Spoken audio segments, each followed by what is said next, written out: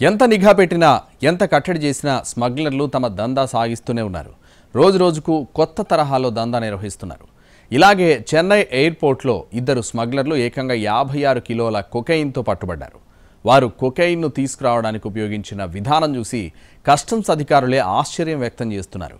ఇంతకు ఆ స్మగ్లర్లు కొకైన్ ఎలా తీసుకొచ్చారు?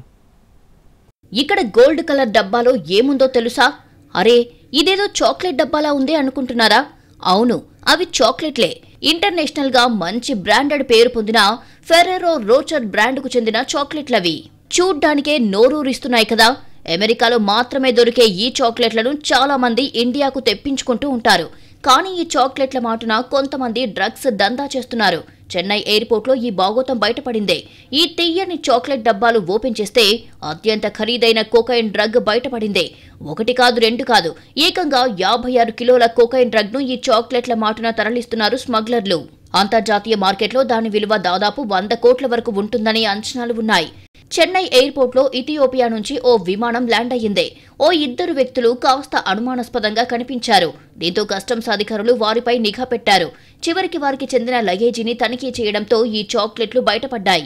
ఇంత పెద్ద మొత్తంలో చాక్లెట్లను ఎందుకు తీసుకువస్తున్నారు అన్న అనుమానంతో బాక్సులను ఓపెన్ చేశారు. దీంతో మొత్తం 56 కిలోల కొకైన్ గుట్టు బయటపడింది. ఇక కొకైన్ తీసుకువచ్చిన ఇద్దరు స్మగ్లర్లను అరెస్టు చేశారు. నిజానికి కస్టమ్స్ అధికారులకు డౌట్ వస్తుందని స్మగ్లర్లకు కూడా తెలుసు. కానీ వారికి అనుమానం రావద్దనే ఉద్దేశంతో కొకైన్ను క్యాప్సూల్స్ లోకి నింపి గోల్డ్ కవర్తో ప్యాకింగ్ చేశారు. ఆ తర్వాత చాక్లెట్ బాక్సుల్లో పెట్టేశారు. చెన్నైలో పట్టుబడ్డ స్మగ్లర్ల వద్ద సమాచారం సేకరించి వారితో సంబంధాలు ఉన్న మరికొందరిని కూడా వివిధ ప్రాంతాల్లో పట్టుకున్నారు. ముంబైలో ఒకరిని, ఢిల్లీలో మరో నైజీరియన్ స్మగ్లర్స్ ను అదుపులోకి తీసుకున్నారు. వారిపై ఎన్డీపీఎస్ యాక్ట్ కింద కేసు నమోదు చేసి దర్యాప్తు చేస్తున్నట్లు అధికారులు తెలిపారు.